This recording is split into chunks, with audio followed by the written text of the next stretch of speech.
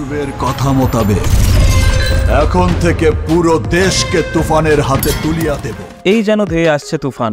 বাংলার ইতিহাসে সিনেমার সব রেকর্ড ভেঙে তছনছ করে দেবে বছরের সবচেয়ে আলোচিত সিনেমা তুফান। নির্মাতা রায়ান রাফির তুফানের ঝড়ে মেতে উঠেছে নেট দুনিয়া। 1 মিনিট 21 সেকেন্ডের একটি টিজার দেখে অনেকেই বলছেন বাংলার কেজিএফ কিংবা এনিমেল হতে যাচ্ছে তুফান। তবে টিজারটিতে দেখা যায় অস্ত্র হাতে একের পর এক বারুদে তছনছ করে ফেলছে শাকিব খান, যা অনেকটা মিলে যাচ্ছে কেজিএফের ইয়াশ ও এনিমেলের রণবীর কাপুরের সঙ্গে। এক সাক্ষাৎকারে এই সিনেমা প্রসঙ্গে নির্মাতা রায়ান রাফি বলেছেন, এই ধরনের সিনেমায় আমি শাকিব ভাইকে পাবো তা ভাবতেই পারিনি। তুফানের মতো সিনেমা বাংলাদেশে আগে কখনো হয়নি। শুধু বলতে চাই এটি একটি অ্যাকশন ফিল্ম। তুফান টিজারে সেরা একটি ডায়লগ বলতে দেখা যায় চঞ্চল চৌধুরীকে। তুফান, খুব ভয় পাইছি রে।